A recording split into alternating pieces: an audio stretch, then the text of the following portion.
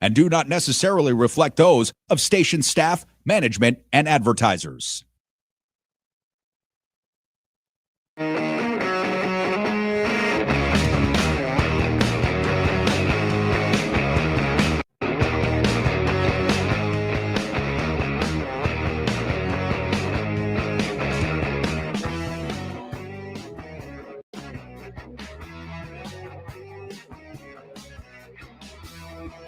All right, here we go. This Monday, radio talk show. Your filling guest, Leonard Cardinelli, filling in for Brian Shapiro, who's a regular host, who's on assignment in the Un-F America tour. I hope you guys watched last night because Brian debated several people at University of California, Berkeley, and it was live at 5 p.m. West Coast time, and hopefully you had a chance to take a look at it. Of course, Brian did a great job, held his own as usual, and I'm sure there's going to be so many clips from that, and we can't wait to see.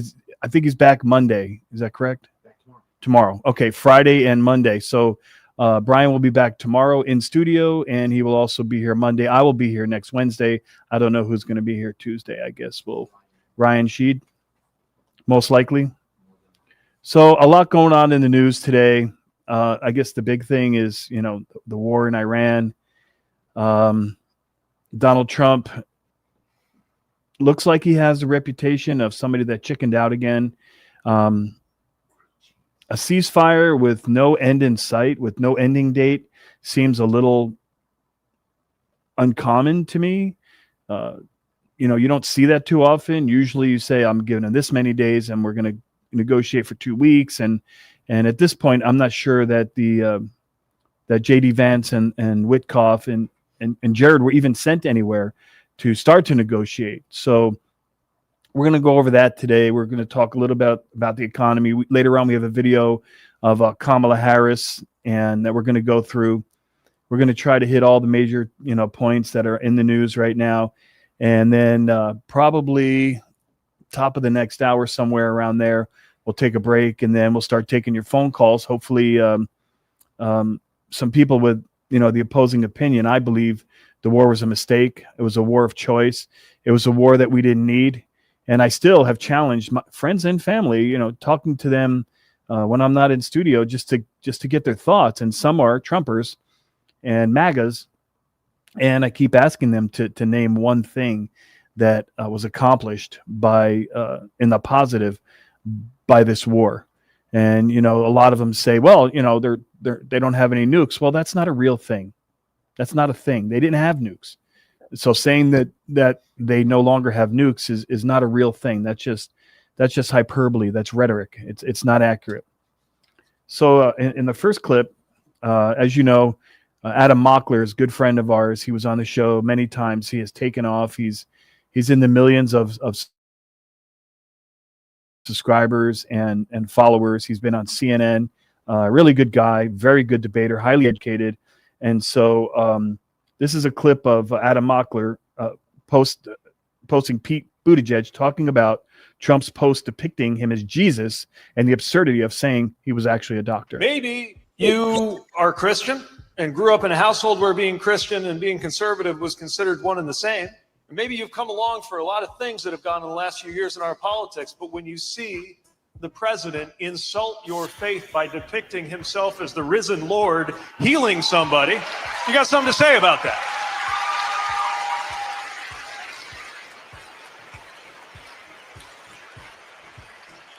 Especially since after insulting your faith by circulating that image, he turned around and insulted your intelligence by saying he thought that was a picture of him being a doctor.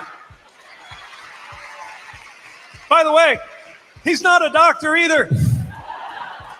I promise you all, there are so many like-minded Americans out there, like you, like me, who want to see a return to normalcy and are just looking for, a stronger version of the Democratic Party. And I promise you, we will see that America if we keep pushing. Oh, I don't know what any of you thought of the post. Obviously, Trump was trying to look like somebody divine, and he had like energy coming out of his hands and healing people, and He had what looked to me kind of like a Hebrew robe, maybe draped over his shoulders, and he was wearing white, and so clearly that was something that was taken seriously by the Catholic Church and by many people. And Pope Leo is trying to stay out of the fight. He does not want to get into debate. He said he does not want to go back and forth with Donald Trump. He's just there to preach the gospel, to tell you what the Bible says. Some people think that the Pope should be more biblical. And I don't know when it's coming up, but the news has reported there's going to be a Bible reading marathon. I think it's supposed to go on for 7 days. And in that marathon, Trump will read from the Bible. And, you don't have to be a good, righteous Christian person to read words from the Bible. You can be a bad person. You can be an evil person. And you can also read from the Bible. You can also speak the words that were written in the Bible, because the words in the Bible were written by men who were ordained or influenced or powered by God. And so anyone can read the words, and then you can interpret them. You and I, if you want to call in later, we can talk on the phone, and, we can talk about the same exact Bible verse, the same sentence, the same few words, and you can literally have, I don't know, maybe hundreds of thousands or millions of different opinions on what exactly that means. And over the last couple of thousand years, it changes depending on who you are. Then there's old, the new version versus the old version, and how there's very, very different. The Old Testament was very different. That was wrath of God, power of God.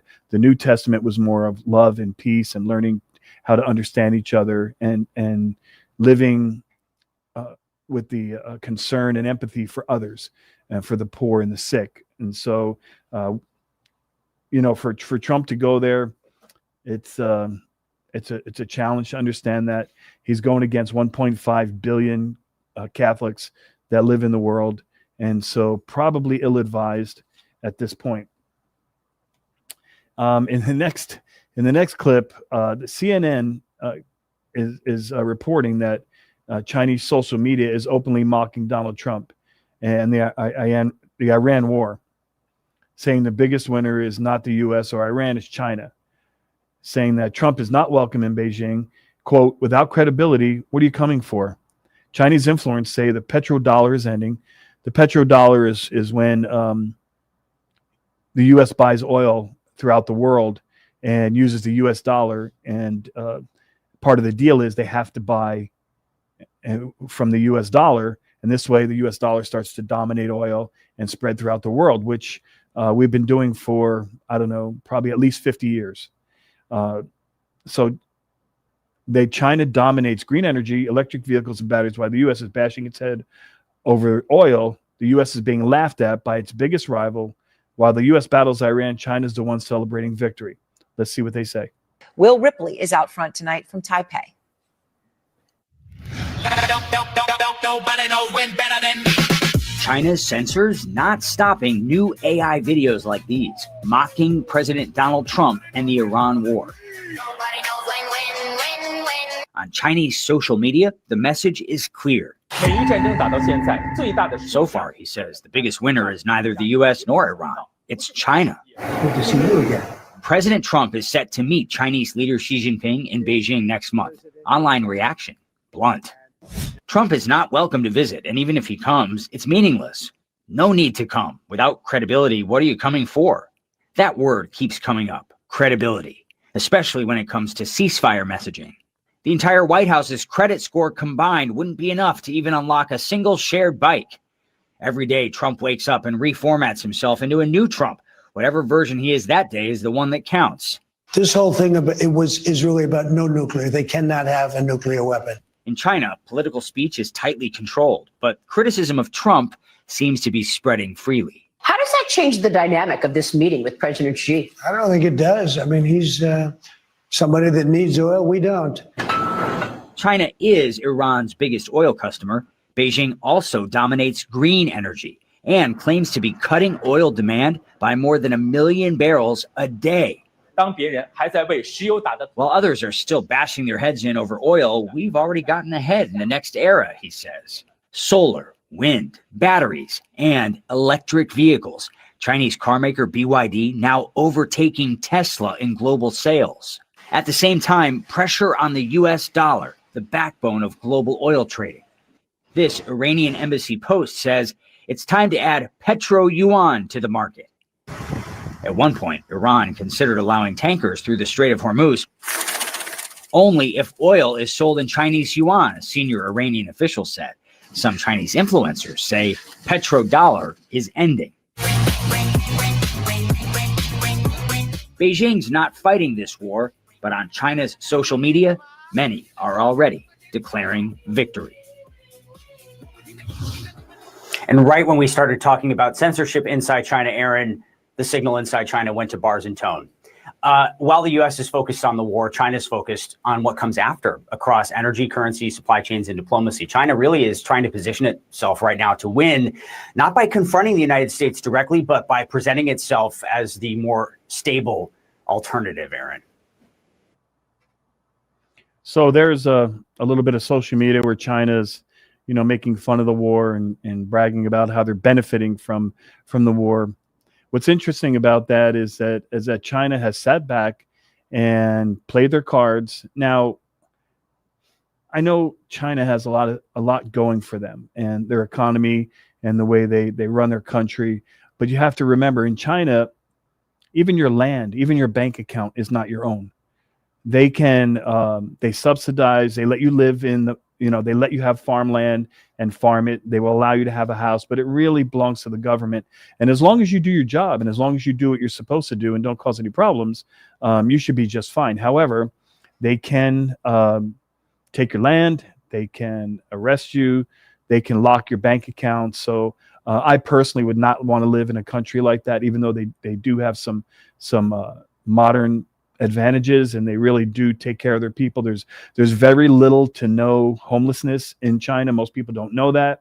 They got rid of it years ago, and they give you a home and they give you a job and a way to make money or work in a factory or be productive as a Chinese citizen. And as long as you do what they're asking you to do, you don't have to live in poverty or homelessness. Now, I personally would not like to live like that. I like to live where we have civil rights and freedoms, and we're allowed to engage in capitalism in any way we like. And our bank account is our own. Our home, when you own your home, you own your home, and no one can take it from you unless, obviously, you stop making payments or something severe like that. So, but it was interesting to see how China is enjoying this little war that Trump has started.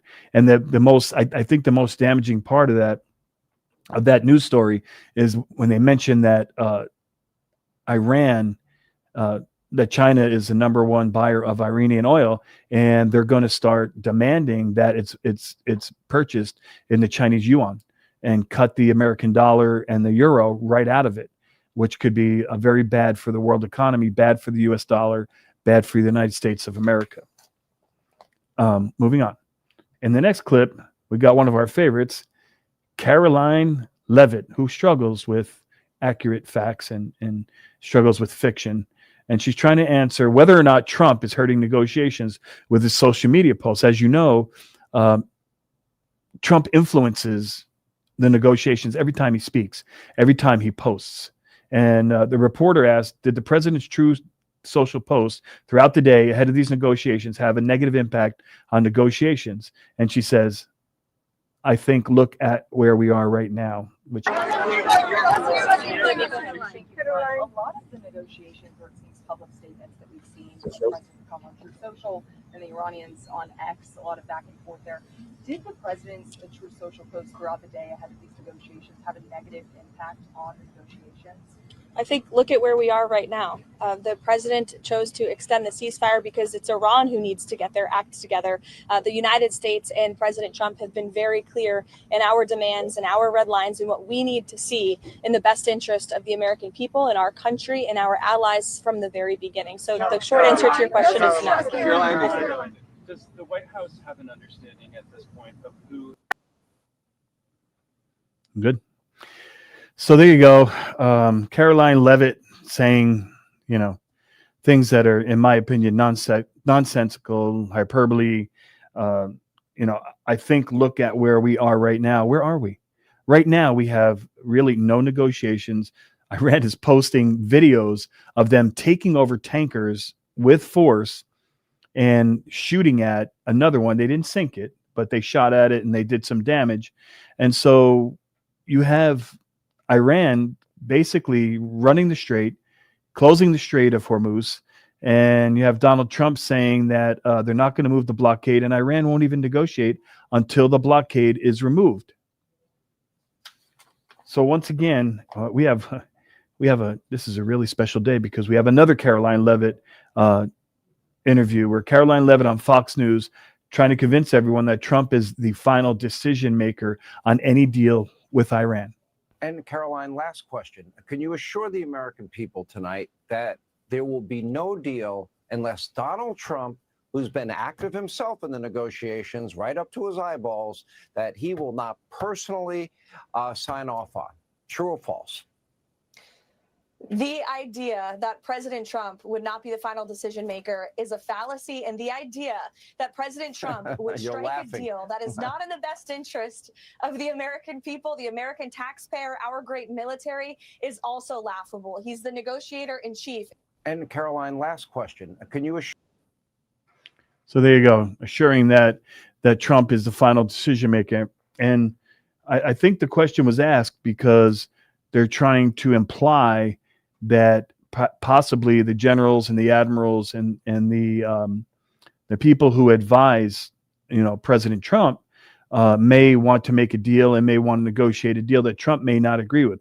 Trump is, I don't think he understands that Iran's not like America. America wants to be successful. They want to, even if there's conflict, they want it to have a return on their investment. They want to know, why are we spending $2 billion a day? Why are we spending $100 billion? Why are we losing American military lives?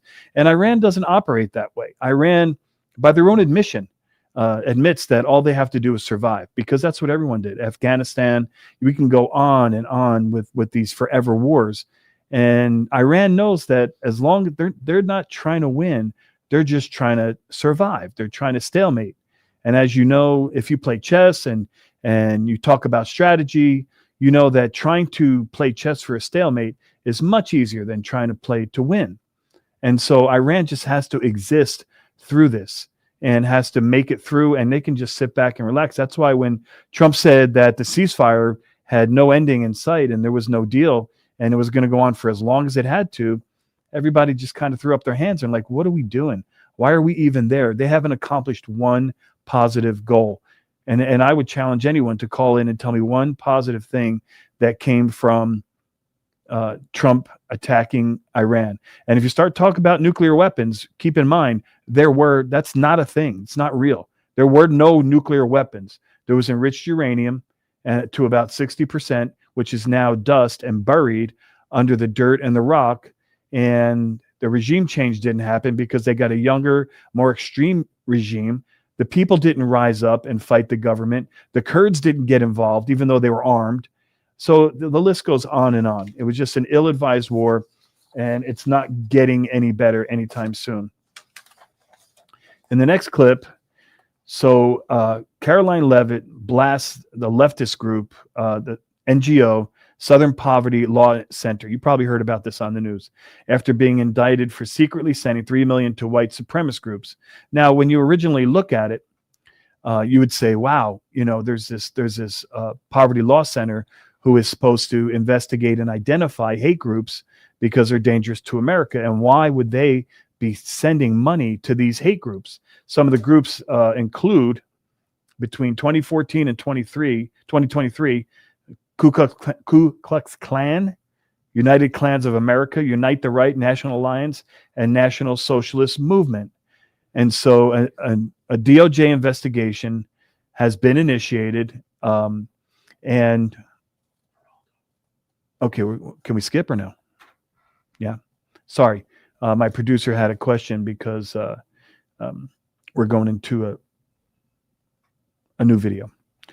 So anyway, this group, this Southern Poverty Law Center, shared info with the FBI. So the FBI was working with them up until 2025, when Kash Patel decided not to work with them anymore in October of 2025. And the reason that Kash Patel said was that this group was creating a hate map. So let's listen to the clip, and we'll talk about it on the other side.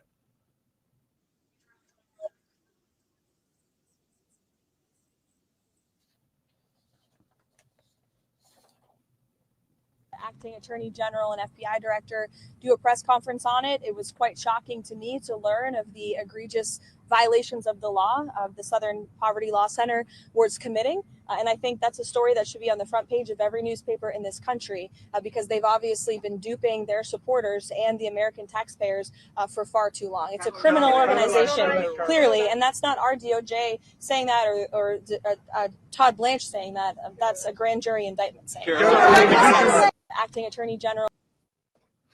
So there you go. So what they're not explaining, and what some of the details are, is when the Southern Poverty Law Center was using confidential informants. They were using CIs, as we call them in police work, and they were paying them for information. So they had people who belonged to these organizations who infiltrated these organizations and were paid money to give information back. And now they're saying that they turned that into funding. Now, I can't say either way. I don't know if they were funding. I know that there's a charge of money laundering and mail fraud that is attached to this. And so at this point, it looks like they're going after them for funding these groups. But at the same time, the Southern Poverty Law Center is saying that they were paying off people for information so they could infiltrate these organizations and could learn about what they were doing next. And they could, pass that information on to FBI and other law enforcement agencies. And now, and then in this next clip, moving on, we got Geraldo Rivera, who, not one of my favorite guys, but he does bring up a good point on CNN with Abby Phillip. Geraldo Rivera says Iran called Trump's bluff after catching on to the whole, quote, taco thing. So taco is expression, as you know, for Trump always chickens out. And what he's saying is that once Iran caught on and realized that Trump does nothing but bluff, they're now taking advantage of it. Let's play the clip. I think they called his bluff. I think that the Iranians figured out that the whole taco thing, the whole Trump always chickens out. They estimated that his bluster, at first it shocked them and frightened them. And then the more they, I guess, became familiar with his MO, the more they saw that he was all talk. And that I think that the other big point is Trump wildly underestimated the Iranians' capacity to suffer. I really think that he thought that by bombing and causing widespread devastation and all the rest of it, that he could leverage them into a negotiation. Instead, he watched them martyr themselves and strengthen their hand. I don't know what's going on behind closed doors in Iran by any means, but I suspect that Trump probably does, and the Israelis probably do. And they've come to the conclusion, and that's why they pulled off yesterday, come to the conclusion that it was disastrous to continue. I mean, it's Geraldo Rivera actually making sense and sounding like he has a little bit of expertise on the issue. In negotiations, as you know, as I know, as every parent, even child, teenager, everyone knows that if you keep blustering and you keep threatening and you keep backing down and extending and saying, in 48 hours, if they don't open the strait, we're going to bomb them back to the Stone Ages. And then 48 hours goes by and says, well, I think I'll give them another day. And then they'll give them 7 days. And then eventually give them 10. And on the 10th day had to come on the news and Trump had to say, I'm giving them one more day. So none of that ever happened. The same thing happened with the tariffs. The same thing happened with just about everything Trump has ever threatened. And so that's a really weak position to be in, because now, I think Iran would respect him if he means what he says what he means, he follows up on it, he does what he said he was going to do. And I think Iran would respect that more in negotiations. Moving on. So in January of 2025, this is right after Trump was elected. This is a few clips of how he's going to preserve free speech, even though experts say U.S. democracy has eroded rapidly since Trump's second inauguration. This is him making a promise.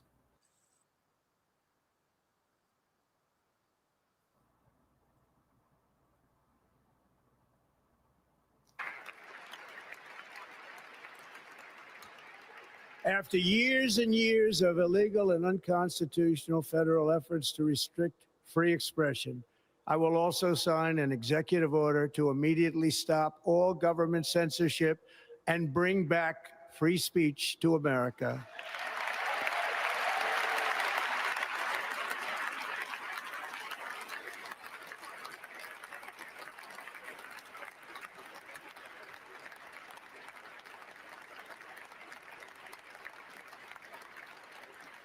Never again will the immense power of the state be weaponized to persecute political opponents, something I know something about. We will not allow that to happen. It will not happen again. Under my leadership, we will restore fair, equal, and impartial justice under the constitutional rule of law.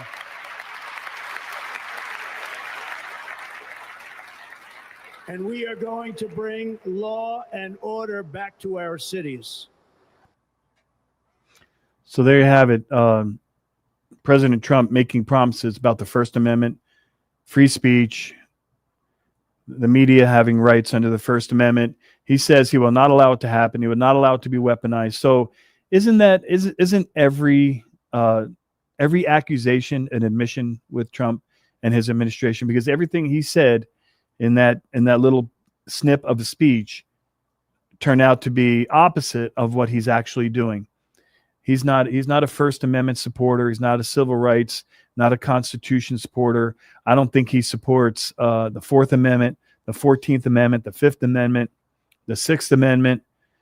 He definitely supports the Second Amendment. We know that. I don't think he supports the 19th Amendment, the women's right to vote. I don't believe that he thinks any of those rights. And what he was doing is he was trying to appeal to the liberals. And as you know, liberals, some people think it's a negative connotation. I don't. Liberal means that you believe in liberation, freedom. You believe in freedom to speak, freedom of religion, freedom of the press, freedom to have your grievances redressed. These are the freedoms, the right to due process against self-incrimination, search and seizure. These are all civil rights. These are all liberal ideas that that the president was talking about that have eroded. And so far, I think for the most part, the Constitution is held. It's been violated many times. And I think it's important for the next person who's running for president, when they're running, one of the things I want to know is, how do you plan to keep, the three branches of government intact? Because obviously the executive branch, which is the president and his people, do not respect the legislative branch and the Congress. Now, Congress is not doing their job. I would agree, but you still can't override their power, their war powers, their power of the purse. And when it comes to judiciary, judges and rulings from the Supreme Court and from other federal courts and local courts, the judiciary has its own power. And when they say something's illegal, it's illegal. That's it. Okay, we're going to. We just got a notification that we're going to have our special guest is here now today. Ryan Shead, you guys know he fills in once in a while. I'm back. And he to come in and talk to us for a bit today. What's up, brother? Hey, what's going on? Hey, I can hear you. Well, I wasn't hearing you at first. I can hear you now. You good now? How are you today, man? How you feeling? I'm doing good, brother. Just trying to get some stuff done around the house and not lose my mind watching our government literally implode. Yeah, I feel like we're really helpless until the midterms. I think Virginia, what happened in Virginia, where the redistricting went through. We had a bad decision in California where the California law said that the ICE officers have to now wear ID and identify themselves, and it had to do with wearing masks. And the Ninth Circuit Court of Appeals has overturned that, saying that the Isn't state that crazy? Yeah, they said they cannot No, infringe. law enforcement shouldn't have to identify themselves. Seriously? Well, the only thing California, if you, I'm not getting to the weeds, but what it said basically is that ICE has to follow the law enforcement principles that everyone else has to follow for their own safety and for the safety of the public. Okay. Yeah, and they, as you know, the battle's going to continue. I don't know if it's going to go to Supreme Court. I don't know what to do next, but it is a good argument. I have to agree that the state cannot infringe upon the powers of the federal government, and that's why they lost, because they felt it was an infringement, not because they were in the right. So what they're saying is California's going to rewrite their complaint and send it again. So we'll have to wait and see. Yeah, that one's not over yet. It's just a disappointment because it's a roadblock. It just means that it's going to take longer for us to get to the destination, which is part of their plan, right? But I also think it's worth noting, I don't know if you talked about it already. If you did, I'm sorry. But a federal court also shot down the new districting that Virginia just passed. So literally, we have a federal court that is circumventing what the voters wanted in Virginia. Well, the pundits are saying that we'll probably win that one in Virginia. That we'll have to do some more fighting, but it's likely, since the people voted on it. Why are they having to fight? That's my thing. Why are these people having to fight? They just voted and told you what they wanted. And now you're trying to stop that. You're trying to stop what the voters said they wanted, because it backfired in Republicans' faces epically. They thought they were going to go into Texas and they were going to gerrymander the crap out of it and all that. And then now Democrat states and even some purple states are going, well, if you guys can do it. And now all of a sudden the pearl clutching has started because, oh my God, Democrats were successful. Yeah. Yesterday I compared it on a phone call. Someone asked me about it. I compared it to a bully in a schoolyard. The bully comes up and starts pushing you and says, give me your money, or whatever their thing is. You punch him in the nose and he's on the ground bleeding from the nose. Why'd you punch me? Why'd you do that? Yep. I didn't do anything. I was just pushing you and intimidating you, and I'm like twice your size. And that's exactly what I feel happened. They kicked up the fight. And by the way, in Texas, it looks like I think they redistrict 8 areas, I believe, and it looks like 3 of them that may not be red at all because it's mostly Hispanic and it's in the south part of Texas, and so they may lose 3 of the 8 that they thought they gained. I'm really interested actually to see how that pans out in these midterms, mainly because I paid a lot of attention to the exit polls for 2024. And the Latino community, voted for Trump. Like, I think it was up around 60%, both male and female. I think female was like 56 or something, but don't quote me.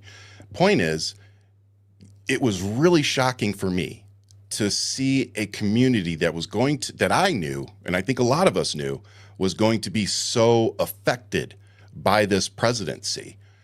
So that was shocking to me. And we talked about it, I think, the other day on here, which was misogyny in that community is higher than in some others.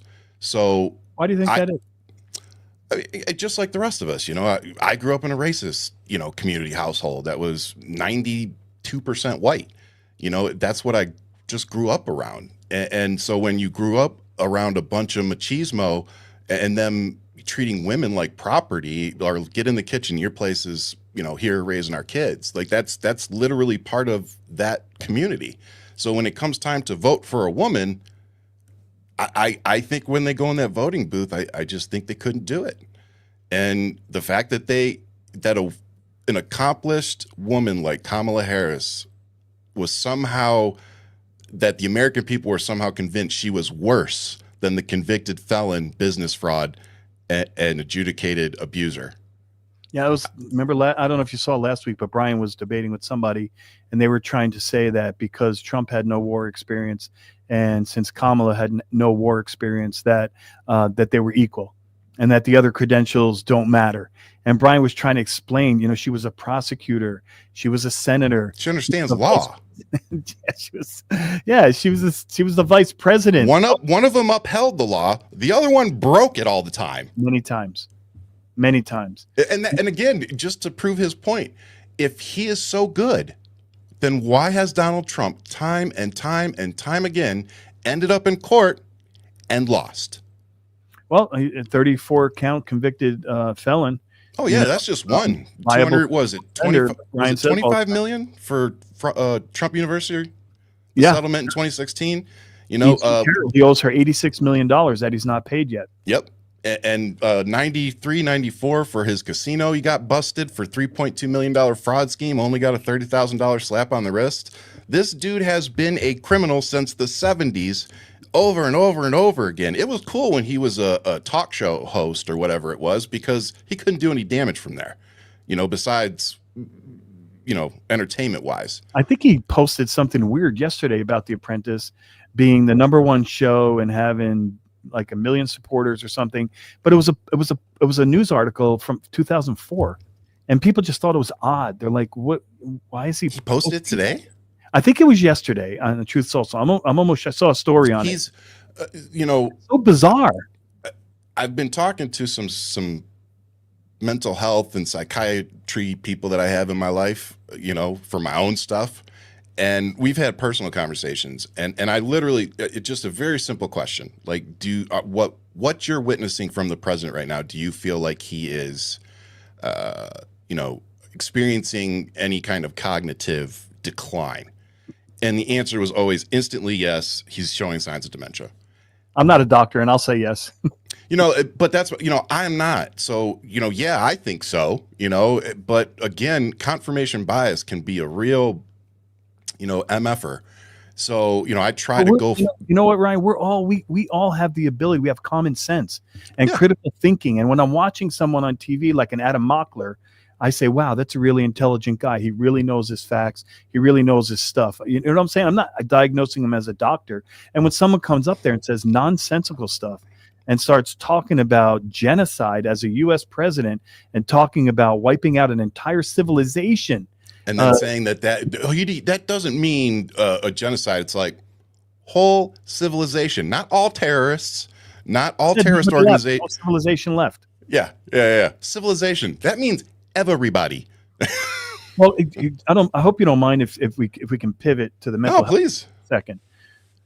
So the Trump administration canceled about $2 billion in federal grants for mental health and addiction programs.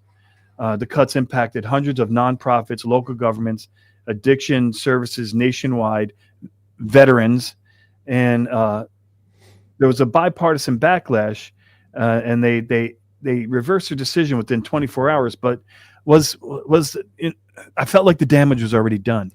I felt like because they already got rid of like 6,000 people at the same time from the Veterans Administration. Yeah, I mean a lot of damage has been done. The good news is that we have the ability to undo it once we take the power back. And more importantly, like you just said, it's worth repeating. The reason that they retracted and reversed course is because of all of you, because you've used your platforms, you've supported platforms like this, you've picked up your phone and called your congressmen, your senators, your state representatives, and you told them, look, not funding mental health, that's a non-starter. And the reason is because a lot of these Republicans and GOP people want to blame all these school and mass shootings on mental health, yet they don't want to provide any kind of mental health care. They don't want to come up with programs to bring better mental health providers into the country and our states. They don't want to help us. They just don't care. For them, it's a bottom line thing. It's a straight, where can we pull all the money from to put it where we want it? And Donald Trump wants to put it into things like the Board of Peace, and his son now getting a $25 million contract from the Pentagon. And let me put an exclamation point on this from a local standpoint. My parents live in a city called Sierra Vista here in Arizona, and yesterday they just had to close the only middle school in that city because they had to come up with $5 million in the budget that they lost due to the voucher program here in Arizona. It was the only middle school in the city. Don't get me started on school choice, because I see now firsthand how it completely destroys public education. I've been saying that, and everybody's like, well, if they want to take my money and send my child to private school, but that's not the reality. That's not what happens. That's not what happens. They give you a portion of what that child would. They want to take that. It saves them money. That's why they want to do it. Right. And only the rich people can afford, because you can't go to a private school for the $5,000 or $6,000 that the public school has carved out for your children. And here we're having an issue. 10 or 20,000. Yeah, so the yeah. rich people can do it and take the subsidy. But you know what? The same people in the elementary school, they can't do it because they can't afford it anyway. And by the way, what I try to explain to people is the money does not belong to the child. If there's a public school and they have 500 seats, and one of those children decides to go to private school because their parents want them to go to private school, that money does not belong to that child. There's a long list of public children that are waiting to fill that seat in the school. The money belongs to the school through the state. Yeah. And again, it's sad because when I talk to people, it becomes pretty evident that they don't understand, the inner workings of the program, which is fine. I didn't for a little while. And honestly, seeing it happen real time right now, it just I already knew it was a problem, but it's showing us how big of a problem it's causing. We have people that are stacking up those vouchers and saving them up. Yep. Like they're not using like $10,000, $20,000, $30,000 in education vouchers. Why would you have public money, our tax dollars? Exactly. That is paid for a public school for people who most likely can't afford a private school. Why would you take our tax dollars and why would you give a voucher to someone who is maybe not going to use it? And by the way, that same person is probably not even going to send their children to a private school. And if they do, it's because they can afford it anyway. Yep. And then the people that are taking our tax dollars so that they can, have school choice or whatever it is, they're also the same people online crying about spending tax dollars to feed children at school where they're required to be. Yeah, well, let me ask you, because I don't know you well enough, and I hope you don't mind, transitioning on the same topic to maybe a little bit of religion, because with the Pope and Trump going back and forth, and J.D. Vance saying that the Pope should be careful on matters of theology, which obviously he doesn't know. The Pope is the theologian of the world and has been since he was a child, and so I wonder what you make of the fact that there are people in power who have no concern for the mentally ill. They have no concern for the downtrodden and the people who can't get it together, who need some help, and how that ties into them saying that they're Christians, and Trump reading from the Bible and saying that it comes right out of the Bible. I mean, how do you square that circle? Delusion, cult, and that's here. Listen, I'm a Catholic. Let me start there. But I'm a Catholic who understands that it's called faith for a reason. It's because I can't prove to you that my God exists. There's nothing on this planet, not the Shroud of Turin, nothing that I can use to 100% prove to you that Jesus existed, God is real, and my religion should be the only religion that we abide by. Okay? So because I can't prove those things to you, it remains my faith. It is not something that I use on my platform to justify my arguments, because there is no argument regarding government and faith. They are supposed to be on the opposite sides of the aisle, and for a reason. Because when you're making decisions based off of religion and faith, you're making decisions basically off of your opinion and your worldview. When you're making decisions on a government standpoint, I would really prefer people to use things like facts and documents to make their decisions, not, oh, God sent this convicted felon to come down here and just save us all. And because go ahead. Look, at the end of the day, religion is supposed to be a personal thing. It's not supposed to be forced on. It's not supposed to be hanging in the elementary schools, which they just made. That's another thing a court just upheld, I think, in Tennessee. They actually overturned a court rule and said, oh, no, we're going to force it. Like, no. And Texas. And they're going to have to post the 10 Commandments. Yeah, look, we're having church services in the Pentagon. Donald Trump has like literal religious extremists He was reading from the sitting Oval in the Office. White House. Yeah. He was reading the Bible from the Oval Office. Now, here's the funny part. The day or 2 days before he read that Bible, he said at a podium, I'm not even Christian. So I tell you all of that to say that the way they went after the Pope for simply saying, we are not doing very well when it comes to humanitarian aid and how we're treating our citizens here in America. Their response was to attack the Pope and basically disown him. Sean Hannity came out and said, I am no longer a Christian because of what the Pope said. Well, then guess what, sir? You were never a Christian. Never were. And you were never religious, and you were always using it as a weapon to own the libs or the left or whatever and win elections. At the end of the day, you know who Donald Trump is, and you willingly voted for him 3 times. That is the most unreligious thing that I can possibly think of. How can you worship an immoral person?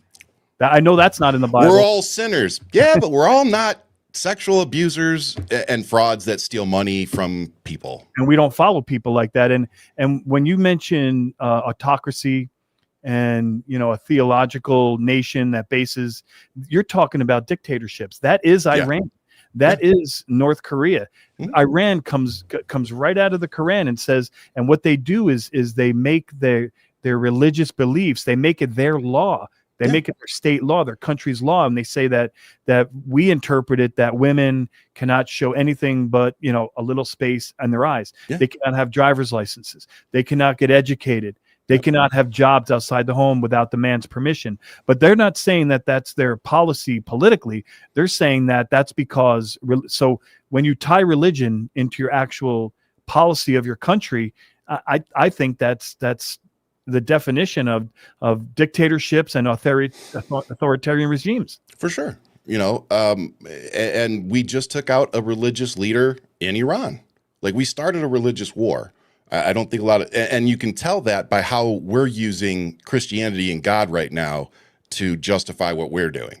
Oh, we're bringing peace to the Middle East. We've, gotten rid of their horrible leader and they're so happy about it. No, they're not. Yeah, and let me interrupt you because there was a person yesterday on the phone saying, okay, you want to, you didn't like the way Iran treated their people. What about Russia? They've been doing it longer and they've been worse. What about the way North Korea starves their own people so they can have enough billions of dollars to make more weapons and nuclear weapons and have a huge army. And so if you're pissed about that, if a president of the United States is pissed and he wants to do something about it, what about them? How come Russia doesn't have any tariffs? Because they're sending them money. But just to really put an exclamation point on the cult that is Trump supporters, and I'm getting it straight from Brian Tyler Cohen, so if this is an April Fool's joke that just showed up like 23 days late, I'm sorry. But he posted a few hours ago, Republicans have introduced the following bills to honor Donald Trump. Carve Trump's face into Mount Rushmore, replace Benjamin Franklin with the Trump on the $100 bill, make Trump's birthday a national holiday, conduct Trump derangement syndrome research at the NIH, give Trump a congressional gold medal, mint a $250 bill featuring Trump's face, a resolution saying Trump deserves a Nobel Peace Prize, rename Washington, D.C. public transit from WMATA to WMAGA, award a Donald J. Trump Peace Prize from the State Department, honor Trump's efforts to annex Greenland, rename the Kennedy Center the Donald Trump Center of Performing Arts. Told you that was going to happen. Rename Dulles International Airport to the Donald J. Trump International Airport, erase Trump's 2019 impeachment, and erase Trump's 2021 impeachment. Yeah. So I bet you I know who wrote those. So one of the things, and I planned on getting into this a little bit later in the broadcast because I wrote some notes on it, but where are the Democrats and maybe the independents and maybe the Democrats who are in the middle? Can you name one or think of one that is saying, if I'm elected president, if I'm elected and I'm given that power, this is what I plan on doing to the executive orders. This is what I plan on doing, undoing that Donald Trump did, the ballroom. No, they're all too afraid. Yeah, why? But why? Because I don't know. Because when I go online and say it, I said, look, if I was running for president, here's what I would do. I would get rid of every executive order that Trump signed from the point that he became a convicted felon. Every pardon that he signed from the point that he was a convicted felon would be overturned and be undone. Every law that he touched would be undone as a convicted felon. I would undo every single thing that Donald Trump and his administration touched, down to getting rid of that marble freaking floor and putting our Rose Garden from Miss Kennedy back the way that it was. Yeah, and you know what, Ryan, the question is, and it's a rhetorical question, but if two guys talking on a podcast who really care about the condition of this country can easily point out what is the most important thing on tariffs, what are you going to do on tariffs, what are you going to do on taxes, yeah, what are you going to do on SNAP program, you know what I'm saying? Yeah. We're just two guys talking on a podcast. Why can't someone who's elected by hundreds of thousands or millions of people come to the mic and say, this is what I would do? It's the reason that I'll never win an election, because I can't sit back and play the politics. You know, like, I see wrong, I'm going to point it out. I'm going to use my platform. And unfortunately, I've discovered that gets me, you know, eight-balled or blackballed from a lot of the stuff going on in the Democratic Party. I get asked all the time, and you may not know this, but I was a union president for the Police Supervisors Association for several years. And during those times, and a few years ago, there's a lot of major, gigantic unions, because I'm a pro-union guy in this state. Yeah, and they offered to pay my way, and I told them, I said, you know, it's going to get to a point where I say it like it is, and I have my beliefs and my morals, but it's going to get to a point where if you want to become more powerful, they're going to say, you know, Len, you got to go with us on this. Yep. You know, say, well, you know, I don't really think we should do that to kids. You have to compromise. And you're going to say, yeah, but you kind of got to go with us if you want to survive. And at that point, I won't survive. Yeah. Yeah. It's the culture, you know, and I assume that's the connection you're trying to make is, you know, and the same in the military, kind of, you know, it's like you got to go along with the band. You know, you start marching to your own, you know, beat of the drum, and you're going to pay admirals and generals left and right. Yeah, you're going to pay for it. And that's just a reality, you know, and that hasn't changed from 2003, from 1995. It is still the same today, I guarantee you.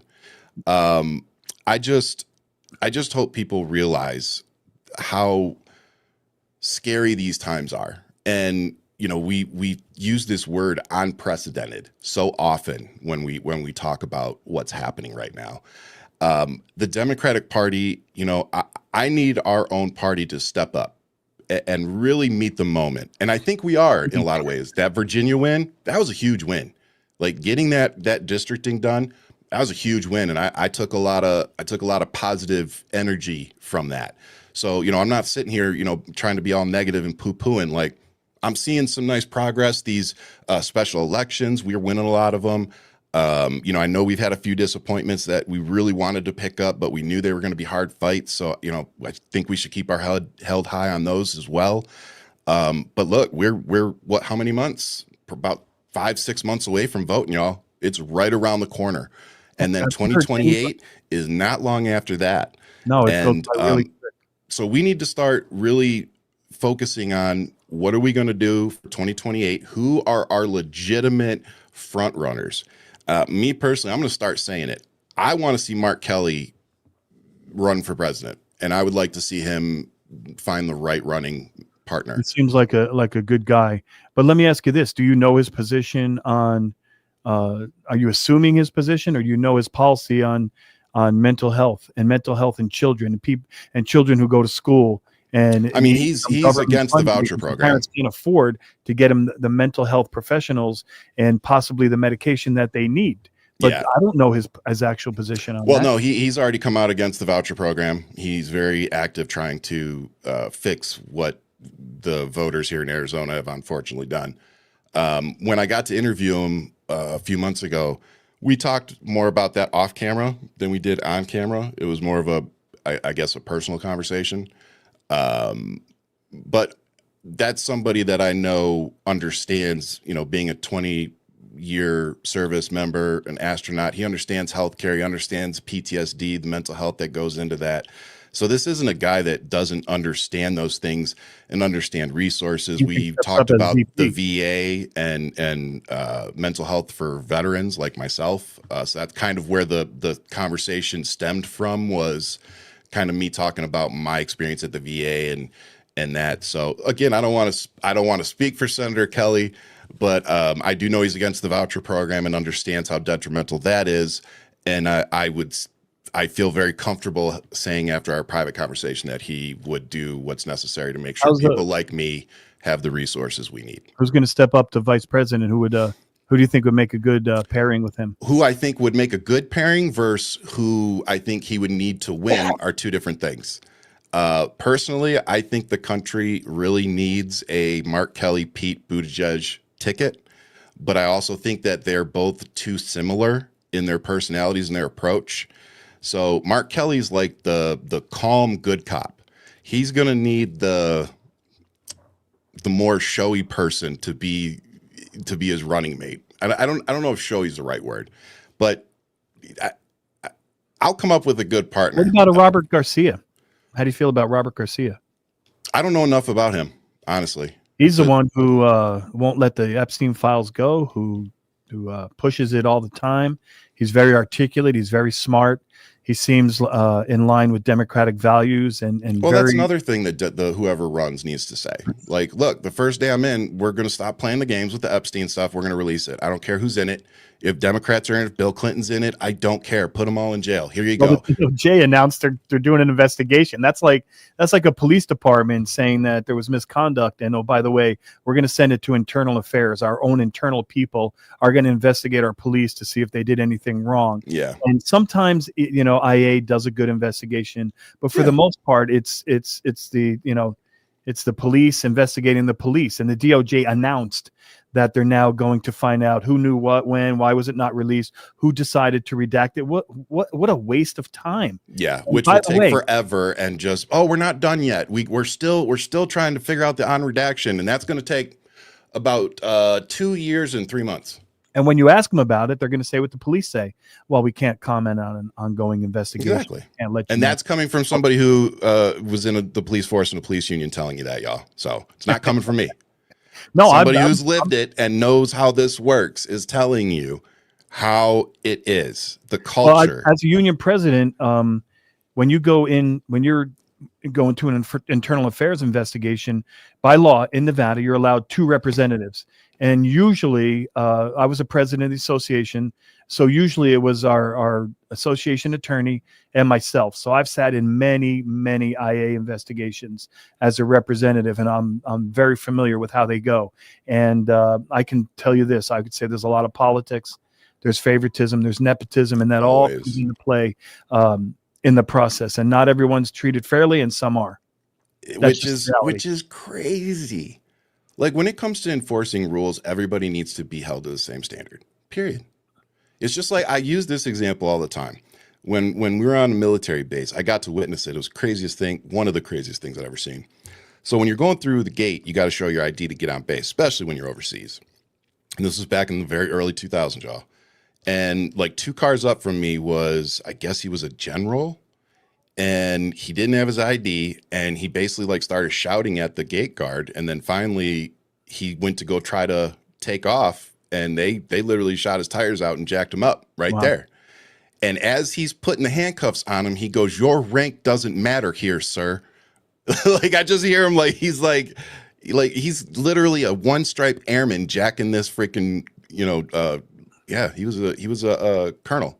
Yeah, he was a colonel. Did he get disciplined for that, or no? Matter of fact, he got they didn't give him an award, but he got coined. He got a coin for that. Wow. Yeah, and so the DOJ and plus 3 million of the Epstein files have not been released yet. Oh, we don't know anything yet. Yeah, well, that's what I really think we don't even know this. What we know now, I think maybe more than the tip of the iceberg, but not very much more. Well, hopefully, if the Democrats can take at least the House, we would have some leeway. I think we're going to do it. And I don't know if we take the Senate, which I think we will. We'll probably get 51-49.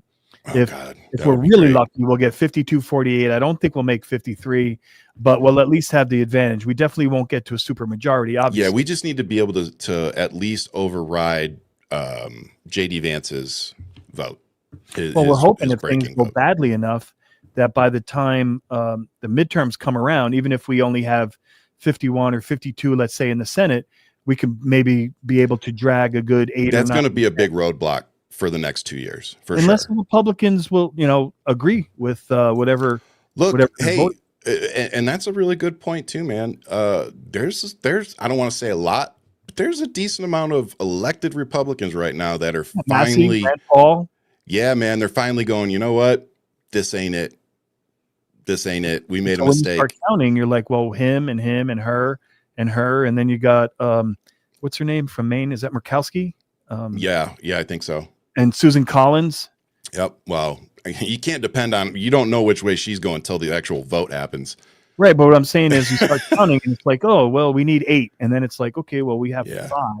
Let's see No, if we can look, get 6. And he's so- already losing people, like you said. I definitely agree with that. So he doesn't have a guaranteed, 50 votes when it comes time now. Like there are people that are willing to flip and join the Democrats, especially if they really just don't believe that it's what needs to happen. Pay attention to the people that are being fired and quitting. The Secretary of the Navy was fired yesterday. Who else and was it? Somebody else? We don't really know exactly why. We Yeah. kind of know, but we kind of not sure. Because it said he was resigned at first, and then like 6 hours later, it changed to he was fired. So Well, they're saying that Hegland had access to Trump, and he backdoored Pete Hegseth, and Pete didn't like it, and he wasn't getting the ships there fast enough, and et cetera, et cetera. But he broke chain of command. yeah. Well, you got to remember, if you though, Hegland gave millions of dollars to Trump. I think it's in the millions, if I'm not mistaken. Yeah, I mean that I'm sure that So buys they you were- at they least. were buddies. Yeah, look at Tiger Woods when he gets a phone call, he calls Trump.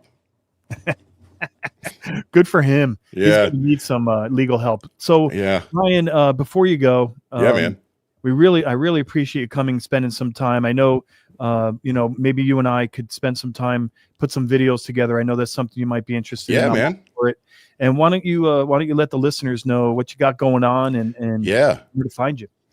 Please come support me on all my social media. You can find me at Ryan Shead, SHEAD. But most, I'm trying to get this YouTube built up, man. I'm sticking at like 10,000 forever, it feels like. So What's the YouTube at Ryan Shead? Yep, SHEAD. So go over there, hit that follow button. That's the best way to get me. I've got interview with Mark Kelly, interviewed Amy McGrath.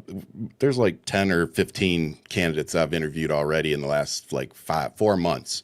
And there's going to be a lot more coming. So please go support me. Keep supporting shows like this because this is how we continue getting our voice out. This is how we win these midterms and 2028. So thanks for bringing me back on, brother. And I'll see you guys next week, filling in on the 27th and 28th. So looking forward to it. Ryan, thank you so much for coming. Our good friend, Yes, Ryan sir. Shead, here on the Pushing the Limits Radio Talk Thanks, Show. guys.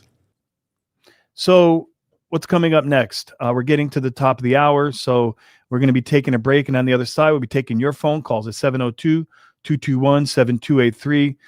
There's been some people in the chat. There's been some people saying they're going to call and maybe they don't like what I'm saying or don't agree. And I would invite them to call. I would also invite people to call who have something positive to say. Today we're talking about the war. We're talking about religion as it relates to the United States and the war and Iran and the Pope. We touched a bit on tariffs and taxes. We touched on mental health. So, all subjects are open. But before we go to break, I'm going to read a super chat.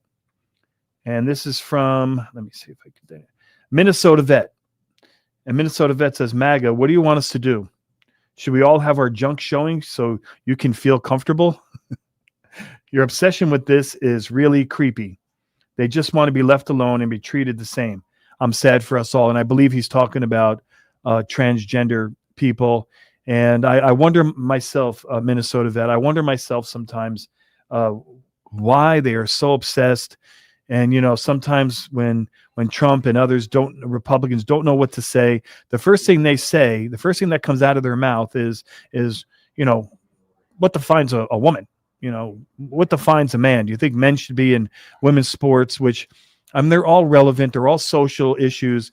They need to be talked about. But what is the obsession with mentioning it when we're at war with Iran and Americans are dying and you want to pivot to, what is a definition of a man?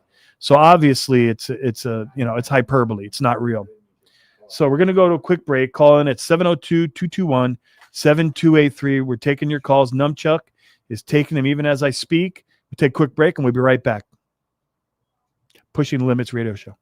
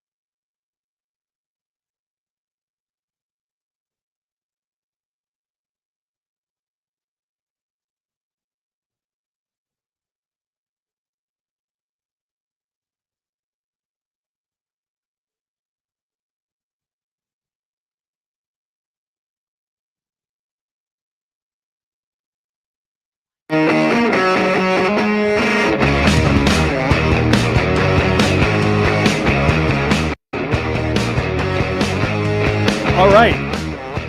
Back with your host, Leonard Cardinelli, on Pushing the Limits talk show, radio show, whichever you want to call it.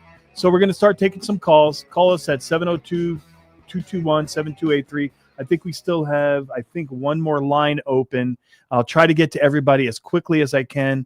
And the first caller is going to be line 2, Melania. I don't know if this is the Melania or this is Leonard. How you doing, Melania? I need to speak to boy from radio. What'd you say? I need to speak to boy from radio. That's me. This is Leonard. How you doing, Melania? Melania, is this No, the you're Melania not- that everyone knows? Who is this? You're not two boy. You the boy from radio. What your name? Leonard. I call you the boy. Okay. I call. Is this Melania Trump? Who is this? Yes. Oh, Melania. Well, thank you for taking time out of your busy book writing schedule to call us. Yes. I called Jew Boy last week, and Melania, we're gonna have to let's establish a couple of things. I don't mind you speaking, but we're not gonna have racial slurs, and we're not gonna have religious slurs, and no try to slur. keep it culturally acceptable. You want me to explain to you what that is? You want me to explain to you what culturally acceptable is? No, I know. All right, Melania, what's on your mind? What's going on? What's going on with you and Donald? Well, I call the other man last week. Oh yeah, Brian Shapiro. He's the actual host of the show. I'm just filling in today. Okay, and he asked me if Barron would be going to war. Oh, that is such a great idea. Yeah, I say no. I cut off foot first. Does he have bone spurs, or is he just not available? I mean, he can enter the draft, right? He can volunteer. I took him to doctor to get checked out from head to toe, and they say there are two things wrong with him. He have 10 bone spurs. 10. Wow, I didn't think that was possible. Yeah, and he's able to walk and stand? 10 bone spurs, yes. And have you ever seen Donald's bone spurs? Have you ever, like, you know, let's say if he's walking around with no shoes on, have you seen his bone spurs? I know talk him too much. Oh, you don't talk to him? Why is that? You're married. You're the first lady. Well, you're married. Yeah, but if I talk him or sleep with him, then I have to pay him money. Or he has to pay me money. All right. See? Well, Melania, I hate to cut you short because we have a lot of callers waiting. We really appreciate you calling. Everyone, Melania Trump, she claims it's Melania Trump calling into the radio show to try to tell us about Barron and how he can't join the military because he has bone spurs. I guess maybe they're genetic. I don't know. So let's move on to line 3. Line 3. Hey, Scott, this is Leonard. What's on your mind? Hey, how are you? I'm going to give you my religious opinion, and it might offend you. So I don't get offended very easily. My opinion is that all religion is a reason to create war and chaos and drama. Back in the day, it was the Crusades. Then it was during World War II, the Catholics looked the other way while Jews were being killed. Then it was the Muslims, and then it was the Jews. And, I don't think for me to believe in God, I would have to ignore half the Bible. And you know what? There is an intimate connection between war and holy war and religion. I would have to agree with you on that. I don't think religion was created for that purpose. That is not my belief. I believe that, Jesus came and he made a lot of claims that can only be understood through faith. Obviously, logically, it's hard to understand how an immaculate conception could take place and he can heal people with his hands or with his words. And I understand that's a stretch, and it was a couple thousand years ago. But when you read Christianity, when you read what Jesus said in the Bible, he said things like, "Blessed are the peacemakers." And so what about the 66 books the Catholics took out of the Bible? Like Jesus might have had a wife and kids, and to me, it's all manipulation. And if people find comfort in that, I'm all for it. I don't push anymore. But to me, like I see it as hypocrisy. And there are good people that believe it. I don't begrudge them, but I don't see how Catholics today could be self-righteous about peace when they're the ones who created war years ago. I didn't see anybody being self-righteous, but I understand what you're saying. And there's an old expression: what I mean is if you don't stand for something, you'll fall for anything. And so in the Bible, it mentions that if you don't have a basis, a belief, you're like a leaf in the wind. So you can go in any direction.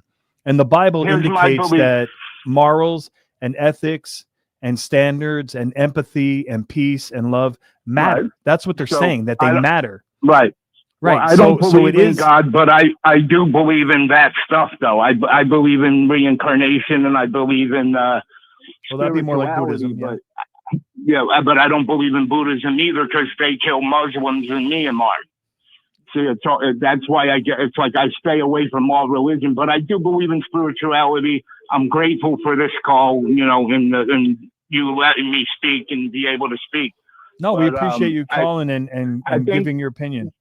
Yeah, one last thing. I think people throw their Bible out in front of them, and a lot of times, not all the time, the actions don't equal the words. So anyway, I appreciate you. Thank you.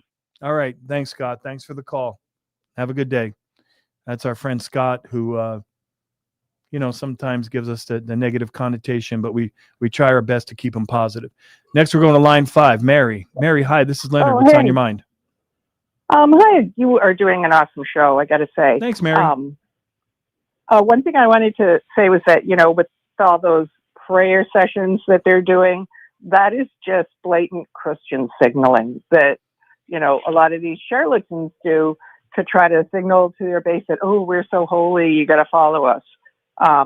And it's getting downright disgusting how obvious it is what they're doing. Well, they're trying to drag religion into a war to justify Iran. Yeah. Iran looks at it as a holy war. They say we're the great Satan. Well, let me just mention, because I think you're Catholic and you do read the Bible, and in Revelations it does actually say that the powerful nations of the world, in the end, the powerful nations of the world will take on God. Does it not say that? In one way or another, it does. Not word for word, but yeah. It says it right out. It says that the powerful nations of the world will be fighting against God, and I think the final battle is somewhere in Israel on a mountain, and I can't remember the name of the mountain. It actually points it out. Probably Sinai. I don't know if it's Sinai, but anyway, why do you think Trump, right, and J.D. Vance and all these politically powerful men are trying to drag religion into this? What is their motivation? Well, it's going to make them. They are trying to say that this is. Unfortunately, he's turning America into the least powerful nation in the world. But they're trying to say that we are so powerful. He's trying to use the American ego to make it fight. But it's not making him more powerful because he pissed off all the Catholics, right? There's 1.5 billion Catholics. He's going against the Pope. And statistically, about 78% of Catholics do not like Donald Trump's position. He's even pissing off the evangelicals, who are really just all about money. And he's pissing off a lot of just other denominational Christians by taking on the Pope and by taking on religion. So I really don't know what they make of that. Do you think, though, that some of that that was one of his grandiose psychotic missteps when he dressed himself up as when he put on the Jesus meme out there? Yeah, I consider that in my faith. I would consider that blasphemy. Trying to. I consider it blasphemy, but he doesn't, because he's not Christian. He's not any of that. So he thought he could get away with it.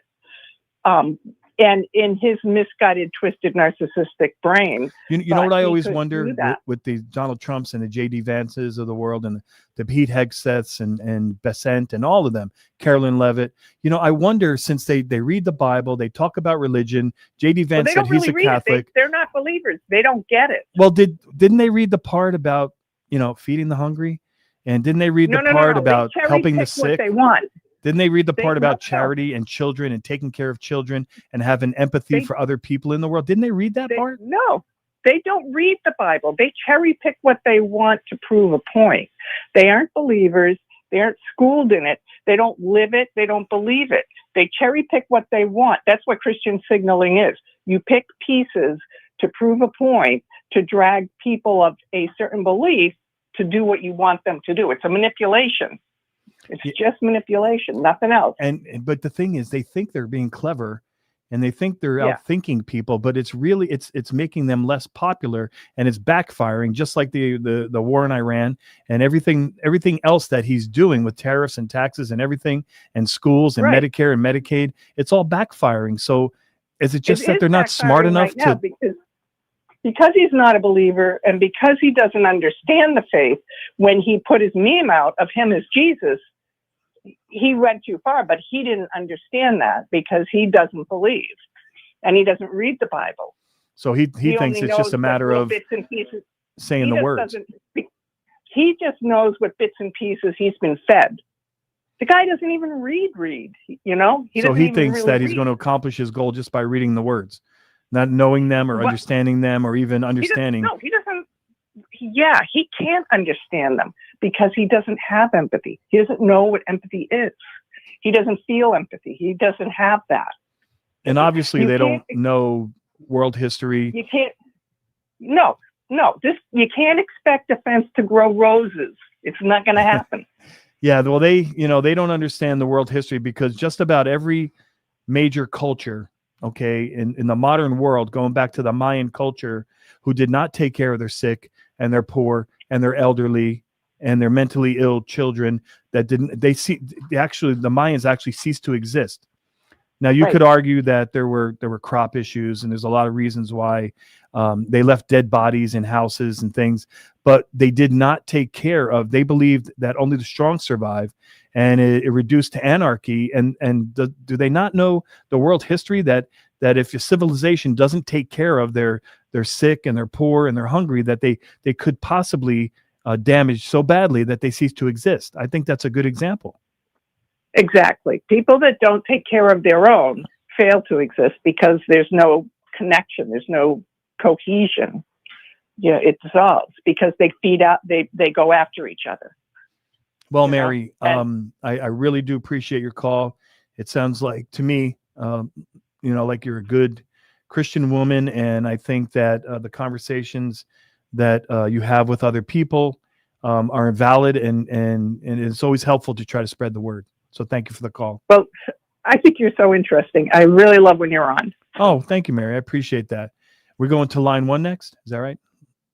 Line 2, Uncle Fatty. Oh, okay. How you doing? Hey, Uncle Fatty, how are you? This is Leonard. Doing well, buddy. Doing well. Great topic today, man. Well, thank you. So I hope you're it's a enjoying rough it. one, but it's always worth having because it's the foundation of America. What exactly you're Freedom saying is of the religion. foundation of America? Well, freedom of religion Yes. is freedom from religion. Well, I think if you look at the history, we left England, right?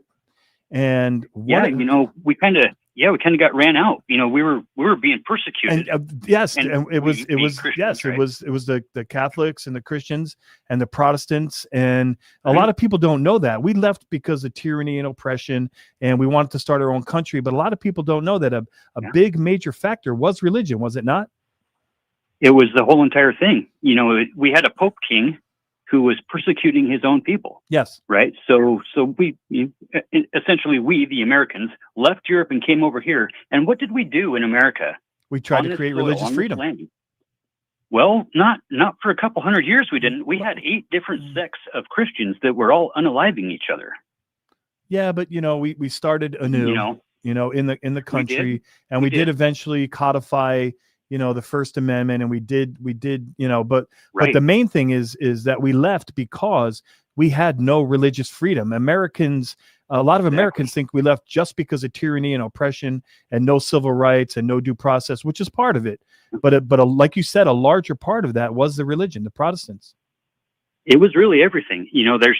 Madison spent his whole life trying to figure out how to get church and state from not coexisting and commingling, right? It took them 17 years to figure out just the first 16 words of the First Amendment.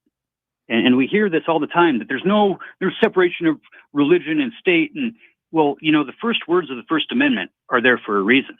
They're there for a very specific reason, because nothing else would exist without the freedom to worship or not worship. We wouldn't be America. Whatever you want to.